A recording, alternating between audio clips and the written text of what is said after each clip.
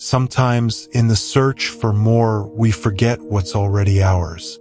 We chase success, wealth, recognition, but in that chase, we often run past the quiet joys of life. This is a story of an ordinary man. His name was Dev. Dev lived in a small town, the kind with narrow roads, familiar faces, and a rhythm that didn't change much. He ran a modest shop at the corner of the market, a place that sold tea, snacks, and the occasional smile to anyone who stopped by. He opened his shop every morning at 7 a.m., swept the floor, boiled water, and waited. He didn't make much, just enough to pay rent, buy groceries, and send his 2 kids to school.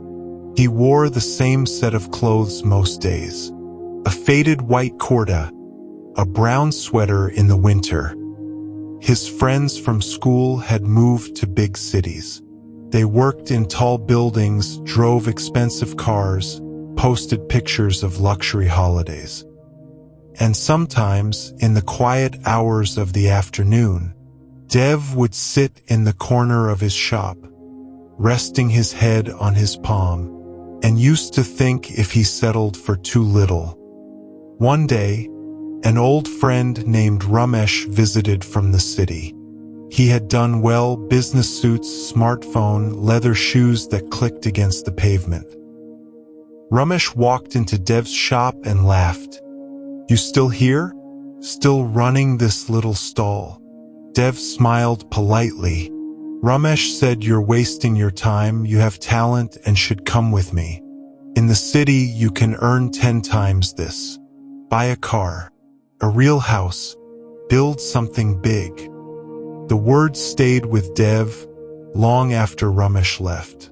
That night, while his kids slept and his wife quietly folded clothes, Dev sat alone, staring at the ceiling and whispered, "What am I doing with my life?" The next day, his routine felt heavier. His shop, once a place of peace, felt like a prison. He began to feel small, invisible, behind in a race he hadn't even signed up for. Then came the storm. It was monsoon season. Rain fell hard and fast, flooding the streets. Electricity was lost. Shops closed. Roads turned to rivers. Dev's shop was shut for 3 days. No earnings, no customers, no idea when it would all return to normal. In the darkness, candles lit the corners of his home. He felt helpless, but then something unexpected happened. On the second night of the storm, Dev's children took old paper and started folding them into boats. They giggled as they floated them in the water flowing through the street. They didn't notice the darkness. They didn't miss the TV, the gadgets, the lights. They were happy, right there, in that moment. His wife, by the stove, hummed softly while cooking on a small fire. She served everyone with love, the same way she always had. There was no complaint in her eyes, only calm. Dev looked around. The laughter of his children, the peace on his wife's face, the roof that still stood above them, the food, however simple, that still filled their plates. And suddenly, he realized what he had been blind to for so long.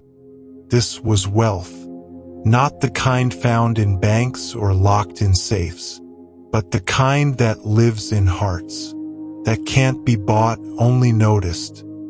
He no longer counted how much others had. He no longer measured his life against someone else's success. He greeted customers with fresh warmth, served tea with deeper gratitude, because he now saw the beauty in what he already had. He had enough to live, enough to smile, enough to love.